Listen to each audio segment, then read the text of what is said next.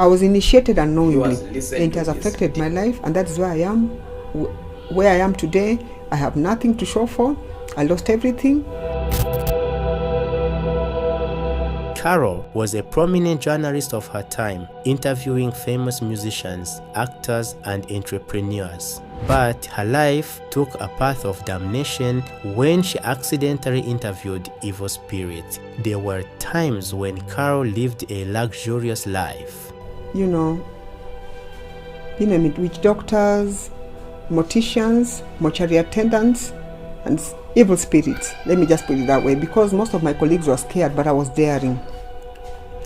So I remember at some point during my first interview, I was able to speak to evil spirits. But that was before I met my husband. She used to make $500,000 from a music concert. She owned a house, a car, and a bus, but now everything is gone.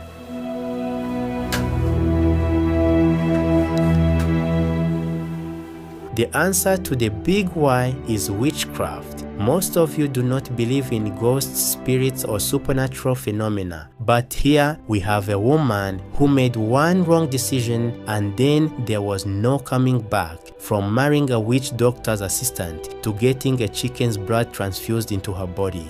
And then he brought out a syringe and took the blood from the chicken and injected me with it. I was traumatized.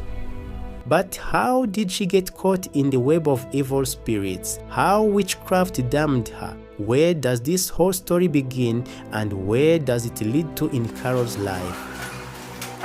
If you are curious to unravel Carol's life's mystery, stay with us in the video. But let me warn you in the beginning, this video is not going to be easy. Embrace yourself to witness one of its own kind of story of a woman who lost everything to witchcraft. Let's get started.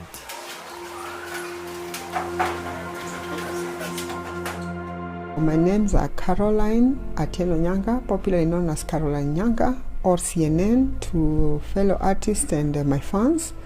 And I'm a born-again Christian. I'm a mother of 2, a third born in a family of 6. When I went to India, I was only 18 years old at the time, I remember. And the kind of life that I led was not in accordance to the will of God. As in, we used to party a lot, 24 hours. We used to go out for beach parties, even 3 days non-stop. There are many twists and turns in Carol's life. India happened to her in the beginning, the prime of her life, but she had no idea how this fun was almost going to cost her life. How well did you blend in with Indian culture? Life was good. I used to, like I said, we used to party a lot, even though the Indian culture is a bit strange. You see, India is normally referred to as the center of the devil by many people due to their nature of worship. They worship cows, goats, and statues, almost 365 gods. So I used to accompany some of my Indian friends to go and worship with them the idols I remember at the time, because I did not know what I was doing at the time. Why did you go to India? What did you do there? At the time when I went there, I was able to, my first degree was a Bachelor of Arts in Bachelor of Arts in Public Administration, Political Science, and Psychology. That was my first degree within a period of 3 years. And then my second degree was Bachelor of Journalism for 1 year, and then Masters of Mass Communication and Journalism for another 1 year. That was 5 years. So by the time I was done, I was in my early 20s. Knowing her rich education qualification, it makes me wonder more how something like witchcraft can destroy such a smart woman. Life does not go wrong just after a wrong decision. It is always a series of wrong decisions that move your life upside down. Something similar happened to Carol. So when I was about to come home, I had an accident. It was a very serious accident. I remember I broke my femur, my leg, my back, and stuff like that. I didn't know it was that serious. But by the time I arrived at the hospital, Indian private wing, the doctor said that I had broken my femur and stuff like that. So I had to undergo a major operation, urgent one. It required my mom to come over and my elder sister, because my late mom at the time was a nurse. So my mom came over and my elder sister I stayed in the hospital for a period of 1 month. At the time, the person who caused my accident came and apologized, and I forgave him. He was an Indian. And then a pastor came over and prayed and asked if I was ready to give my life to Christ. At the time, I was just giving my life to Christ because he told me that if I do, I'll be able to recover. So I was just doing it as a by the way. I was not serious. So I gave my life to Christ, and I remember people just dying in the hospital, and I was being transferred from one ward to another. So I underwent a major operation, but before that, my mom was told that I needed blood transfusion. So my mom had to, consent. You cannot be given blood without a parent's consent. So my mom agreed, and then I was transfused 12 pints of blood. And I went blood transfusion, 12 pints of blood, like I said. And then I was given IVs, about 30. And then I was used to be given 8 injections per day for a period of 1 month. So from there, I was able to, my condition was better. And I remember during my stay in that hospital, I met a popular Luo musician by the name of Okachpigi, the late. And he was critically ill at the time. My late father is the one who introduced me to this man. I did not know him because I was young at the time. I only knew of the likes of the late Tupac Shakur, American rap and stuff like that. So after 1 month, my condition got worse, I remember. So I had to be taken to another government hospital, but it's a very big hospital, though the private wing section. My condition got worse, so I went there, and I was able to stay there for a period of about 3-4 months, I remember. At the time, I underwent a major operation still, blood transfusion, and then this time round, the operation that was being conducted on my body was to remove the plates. The first time in India was to insert the plates. When you have an accident and you're injured, you're fractured, they normally insert plates. So this time round was to remove the plates because I was in so much pain and suffering. So I remember the plates, I was transfused as usual, and then I went to the theater for 9 hours as usual, and then after that, the plates were removed. And then there was a time I started bleeding for a period of 5 months, I remember. And I was told by servants of God that it's spiritual. So the doctors suggested that my uterus be removed, but I refused. I went to a neighboring country for prayers, and man of God prayed for me, and the bleeding stopped instantly, I remember. And then after that, I traveled back to Kenya. Now upon coming back, the bleeding came back a month later, but it was regulated to 3-4 days. You understand? 3, 4, or 5 days. Because that one was 5 months non-stop, I remember. Such fatal accidents sometimes leave lifelong scars on people. Was your accident any different? After about 3-4 months, I was discharged. But prior to my discharge, the doctor said that I would never walk, I would never give birth, and I would never dance. So this was very bad news for me at my tender age. So I remember my mom never lost hope as a nurse. A friend of hers advised her to take me to a traditional masua. That is a man who uses traditional medicine to massage or broken bones or to mend or fractures or something of the sort. So my mom took me there. It was in a place within Nyanza, a place called Kokuro. That one was huge. So I remember the first time when you go to his home, it's a family friend who introduced us to this man, and she lived just next to the man. So when I got there, upon arrival, I remember the guy had to break the fractures again. It was so painful. I think my mom took off. Actually, my mom took off at some point with her friend, but I was left there, and I was just, persevering because I wanted to get well at the time. All I wanted was to get well. So I remember after that, my mom came back, and this man assured my mom that all would be well. So the massage went on for a period of 5 months, I remember. So by the time it was done, I was able to walk at least, I remember.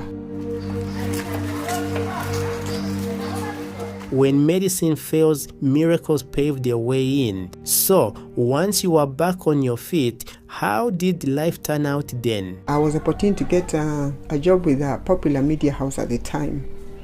I will not mention the name for personal reasons. So I was one of the best entertainment writers, I remember. I used to specialize in feature stories, human interest stories, entertainment, you name it, exclusive stories, all that.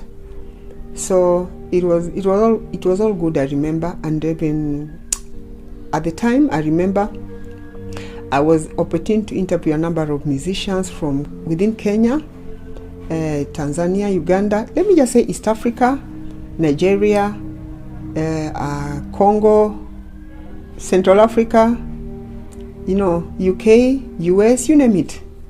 All musicians used to come to Kenya. I used to be given the opportunity. I used to be assigned to interview them due to my unique skills, and I thank God for that. So I did the interviews, I remember. I did exclusive interviews also at the same time. And I was also I was assigned to interview, not opportunity, I was assigned to interview, since I was daring, I was assigned to interview, witch doctors, witch doctors, morticians, mortuary attendants, and evil spirits. Let me just put it that way, because most of my colleagues were scared, but I was daring. So I remember at some point during my first interview, I was opportune. Actually, I interviewed I was able to speak to evil spirits. I remember the first interview I was with my colleague, and we went there into a witch doctor's den. It was so scary. It was somewhere within Eastlands, and it was very huge. So the first thing that I saw were 7 pots full of blood. And I asked the witch doctor, the purpose of the blood, and he told me that it was food for the evil spirits. I didn't quite understand.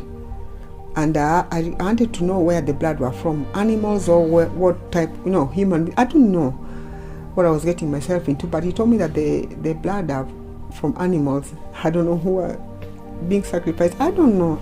I cannot argue. But all I did is I saw the pots. There were 7. And then they had huge straws.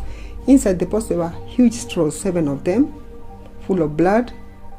So I inquired, and he told me that the evil spirits use the straws to draw blood, to drink blood from the pots. So I didn't want to say much, and then he showed us briefcases full of money, 1,000 notes. There were millions actually.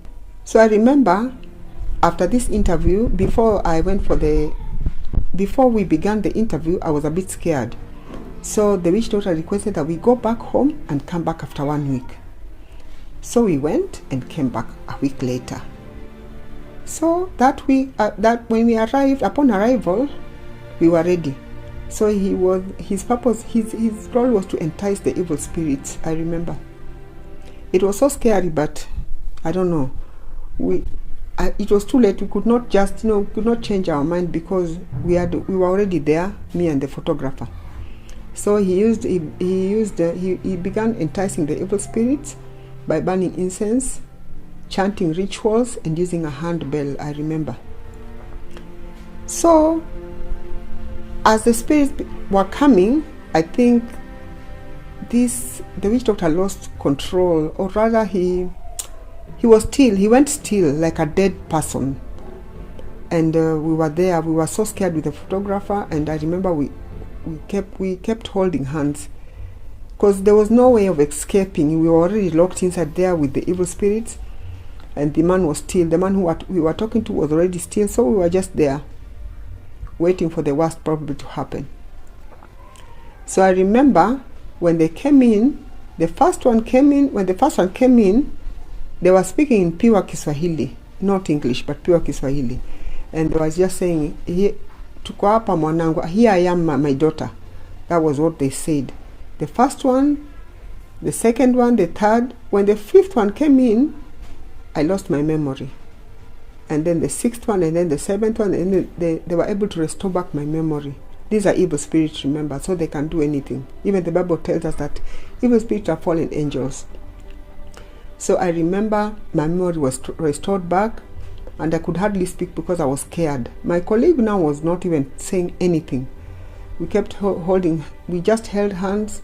And then when I gathered courage, I remember asking them their role. And they quoted a verse in the Bible which says to kill, steal, and destroy. And I was even more scared. And then I inquired from them where they were from, where they are from, where they live, and why they had to take too long. And then they told me that the reason why they took too long after being enticed by the witch doctor is because they were coming from various oceans. They live in the oceans, in oceans. So they mentioned Indian Ocean, Pacific Ocean, Atlantic Ocean, I think there's Arctic Ocean, and is it Archaic? I don't remember, but there were 5 oceans. I cannot remember Indian, Pacific, Atlantic, and Archaic Ocean. Arctic or Archaic, I don't remember too well because I lost my memory. So they told me that when they were being enticed, they had to come from there, come and drink the blood from the pots, and then go to various countries.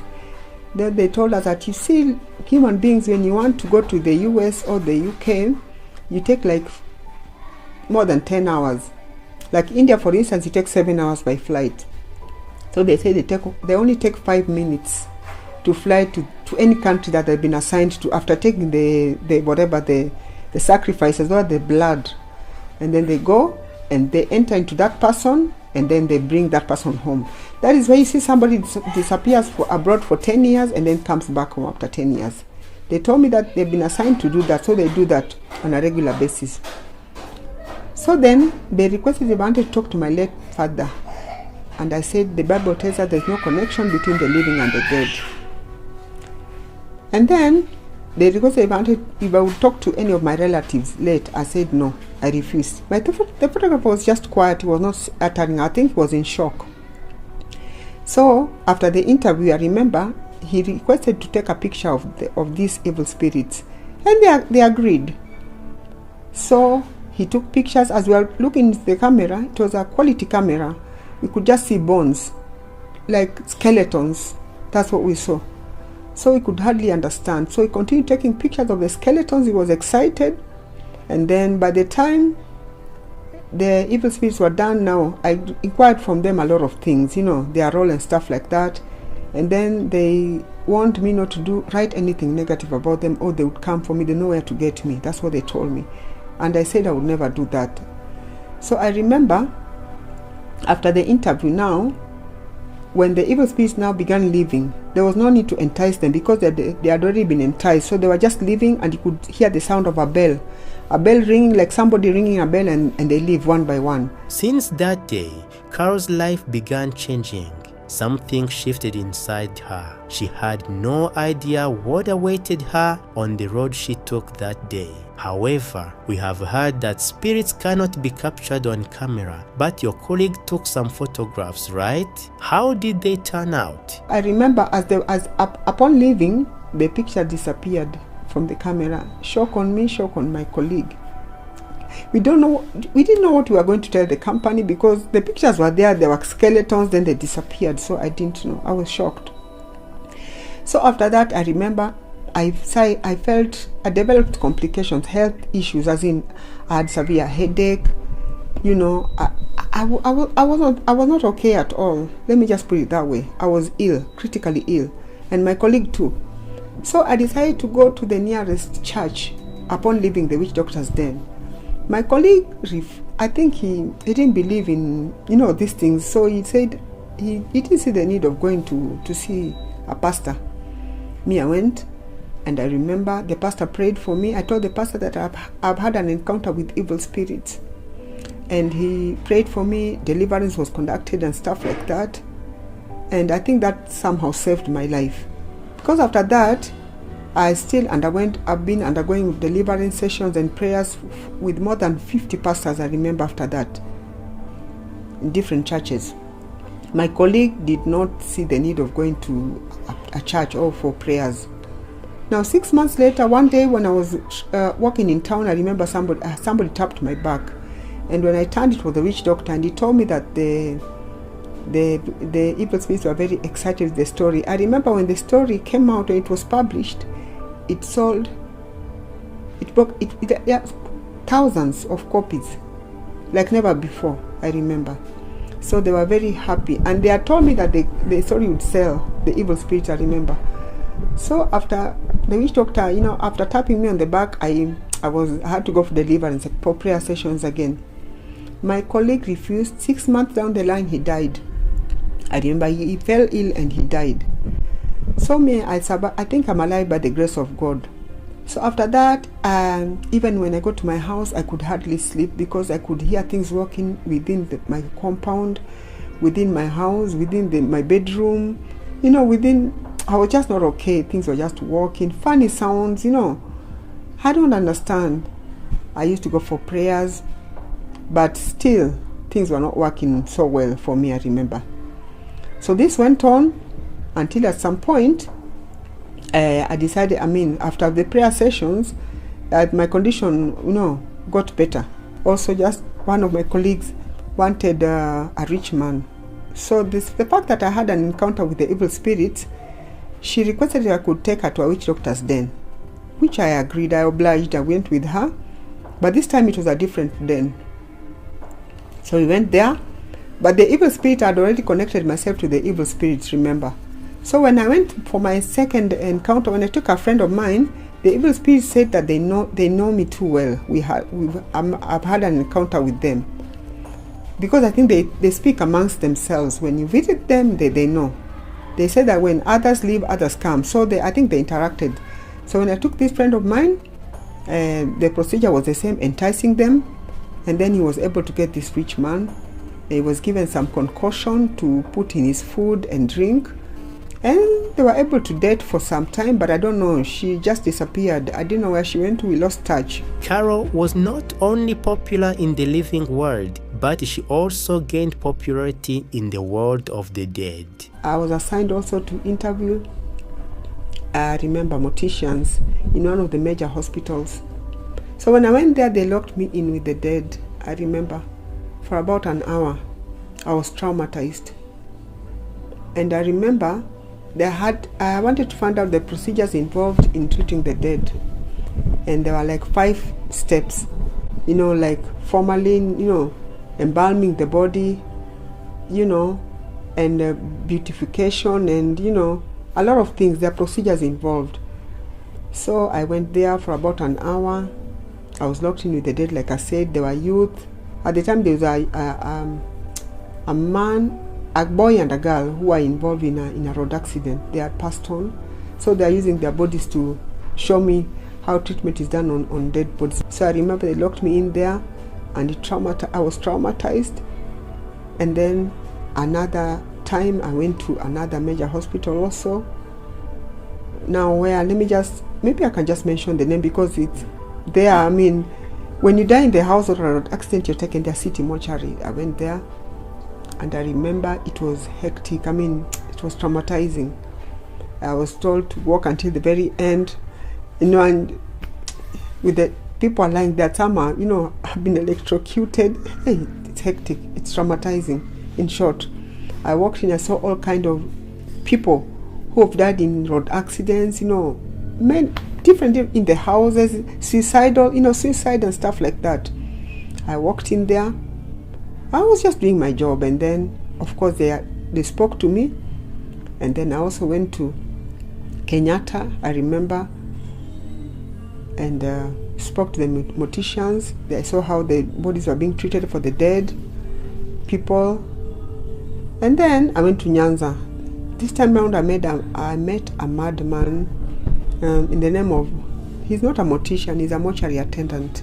Morticians, they study this course. It's called mortuary science. They study mortuary science, so they are conversant with how to treat the dead bodies. But a mortuary attendant could be even a class 4 dropout who's just there to take care of the dead. So this man, I went there in Nyanza, was assigned, and then he was dancing. He put some benga music, and he was dancing, amidst the dead, and he was telling me I'm the only person who's not dancing. Everyone is dancing. So I remember at some point, he told me that there was a lady who refused to have an affair with him, and at some point this lady had an accident and passed on, but she was brought in when the body was still hot. So he slept with this lady, And then he told me, women, why do you feel sweet when we can actually sleep with you when you're normal? And then I felt that I was dealing with a psycho at the time. I didn't say much. Then he told me that he went to his shelf, and something like a shelf, and he told me, tell me the kind of medication you'd like me to use on your body when you die. Then I told him, let me go and get some airtime, then I'll come back. Then I just disappeared because I was dealing with a madman. Life has been uniquely cruel to Carol, so much so that even she finds herself trying to connect the dots. What went so wrong and where? Did you have other ventures for income, or were completely reliable in panoramic interviews? I remember I had a tailoring shop, I had a bar and restaurant. I used to, what can I say? Is it chicken? I don't know. I had so many chicken and, poultry and stuff like that. And then I used to do concerts in a club. Whenever I did a concert, I would end up getting half a million per night. So I did 2 concerts in a month. So that's 1 million. So even if I was not paid on time, at least I had some money with me. I had 2 vehicles. I said 2 vehicles and a bus. And I used to host musicians, especially the low musicians, in different clubs, and I would get a profit of half a million per night. So I used to do 2 concerts in a month. So when I was initiated, this witch doctor requested that I give 200,000, which I did. But my condition got worse. We have got a hang of your professional life. Can you share something about your personal life too? My third encounter, when I met a man who initially I did not want this man, but I don't know how I ended up with this man. Now, ending up with this man, I later learned that he was an assistant witch doctor. So I think that my first encounter with the evil spirits paved way for me to take this friend of mine, and then I also was able to, to have a relationship with an assistant witch doctor. So then I stayed with this man for more than 10 years, and I remember during the time it was not easy because we used to fight a lot. He was always drinking, he was always drunk, I don't know, and very violent. And at some point I remember I could go to work and people were asking me like, what's wrong CNN? Because they used to call me Caroline Nyanga Network. CNN, what's wrong? And I'm like, I have so many problems. So I remember this man was also at the same time, he used to love women, alcohol and stuff like that. It was not easy living with this man. And then at the same time, whenever I conceived, I would always end up, losing the pregnancy. I remember I have 2 daughters. I have two daughters at the moment. But prior to my daughter who just finished Form 4, I lost 4. I used to conceive and lose. So those are 4 kids that I lost. So when my first deliverance was being conducted, I remember by man of God, the spiritual husband in me spoke and said that we have 4 children with him in the spiritual realm, in the spiritual world. I didn't quite understand. So I remember the first pastor who did my deliverance now after things were not going well in my life. He could not do it well because he was overwhelmed by the evil spirits. So I remember members of the church left, all of them, and there were 5 pastors. So 2 left and 3 remained behind. So during my deliverance session, the spiritual husband in me, he called himself Amos. He overpowered the 3 pastors, and they were all down. They were all brought down, and he beat the leg of the pastor who was doing my deliverance. And it was a very serious, it was very shocking. But that was then at the time. So this went on. And this man, I lived with him, he never told me that he was an assistant witch doctor. Until now, my problems, I lost my businesses, my money, my health was deteriorating. And that's when he revealed after some time that he was an assistant witch doctor. This he told me after I went for an interview in one of the media houses, my testimony. And then he insisted that he wanted his testimony to be done also. That's when he revealed that he was an assistant witch doctor, and that's how I learned about it, and I was in shock. After finding out the reality of her husband, Carol might have felt like her whole life was a lie. Before revealing to me that he was an assistant witch doctor, he brought a fellow witch doctor into our house. I remember. He used to sleep in my daughter's bedroom, and he used to entice the evil spirits there. So he was in cahoots with my husband, but I did not know. So they enticed the evil spirits, and they spoke to me, and of course they knew me because I had already had I was already in touch with them. If you are thinking this is worst could have happened to Carol, wait to find out the heights of worst that happened to her later. At the time I had money, like I said, 200,000, which I did, and that my life would be better, my health would be better, and I would get more money. So this man, I gave this money to him, and then he made a concoction and gave me to drink. This concoction I later learned was made of dead bodies, and bones of dead people, the flesh of dead people, and what else? And the soil, where the cemetery, where they are buried. So he was blending and giving us to drink. The people who we drank with this concoction passed on, but I managed to survive. And then I was also requested to use this concoction to take bath, which I did. I took bath, and then the instruction was to take bath and then come in front of the mirror naked the way you're born, which I did because I was following instructions, remember. So I came, and then I told the evil spirit that here I am, do as you desire. So I think they were connecting, the evil spirits were connecting themselves, with me unknowingly. I didn't know what I was doing at the time. I lost my memory. Then I was given a blank paper to put under my pillow. And then in the morning when I woke up, because I locked my room, there were writings on this blank paper with blood. It was written in blood, but now human beings write from left to right. Evil spirits write right to left, but I don't know how to explain it. We write from left to right? They write from the other way around, right to left. It's just strange writings. It's written in blood. That is what I saw. It shocked me, and you know what really shocked me is that evil spirits know us more than even we can imagine. Because they told me everything that was troubling me, things that I had not told anybody. They wrote it in that piece of paper.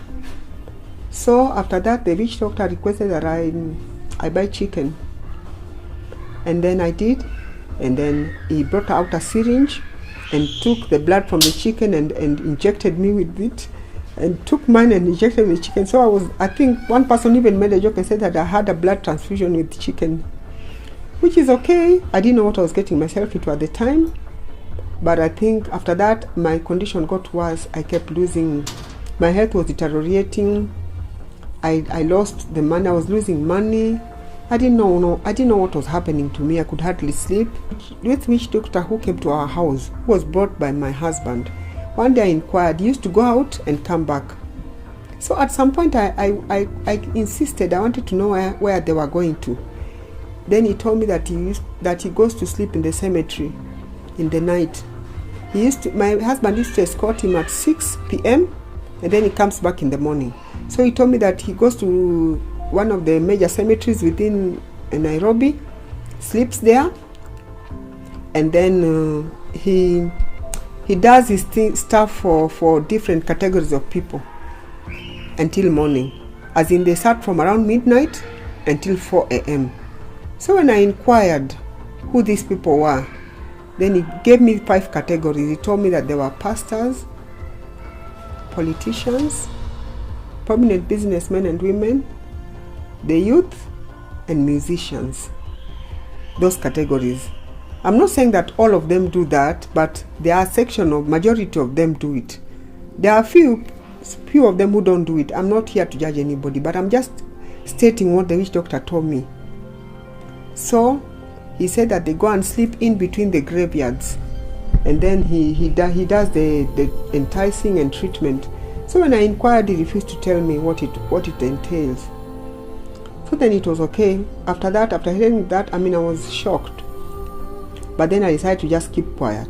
When I heard this anecdote, it left me speechless. The same might have happened to you, the husband who lied to her all these years. Do you know what he did after a decade of being together and after ruining Carol's life? I remember he just decided to walk out, and then he came back. He went to a neighboring country, came back, and then said that he decided to give his life to Christ.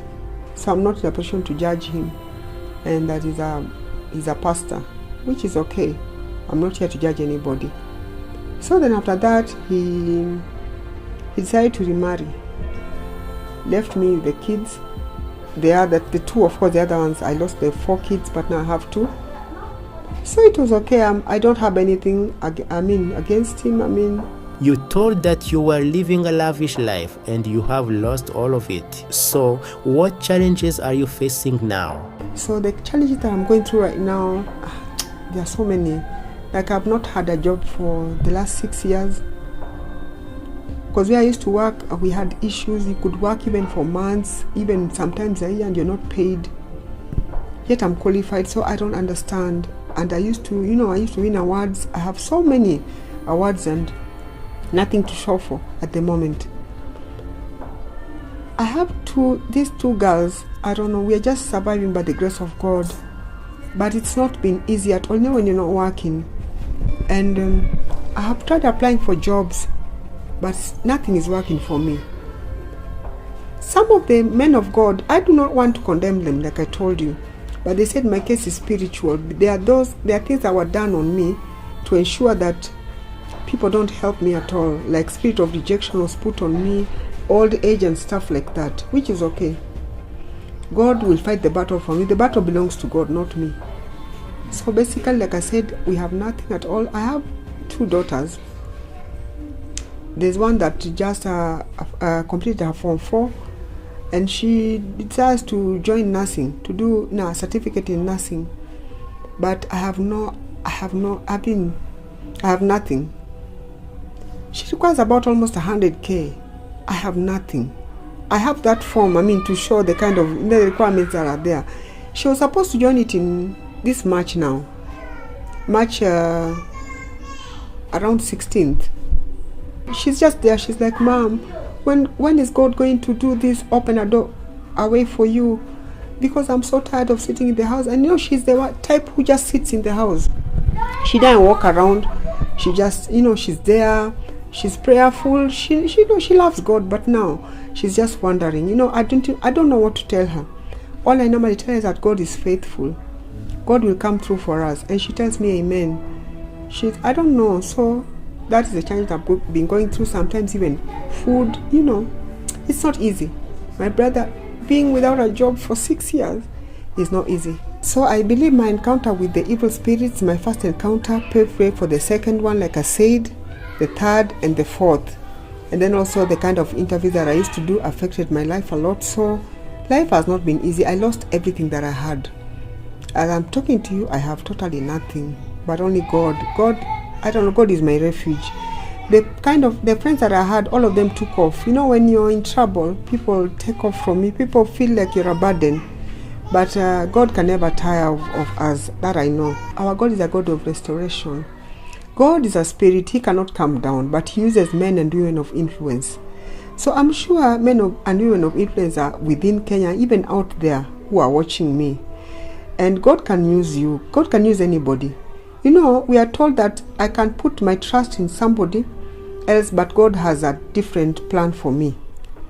So God cannot come down, because if he comes down, we all die as a spirit. But he uses men and women of influence to be a blessing in our lives.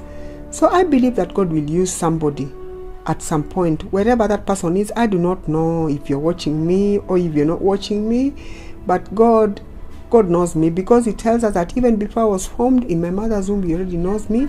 and He has good plans for me in the book of Jeremiah 29 verse 11. This firm belief in God is keeping Carol sane. Hope is a thing with features, and Carol's hope is tied to His presence. People who are visiting witch gods for work or for some belief, would you like to give them some piece of advice? Most of them have not stood firm with God, majority. I'm not saying all of them.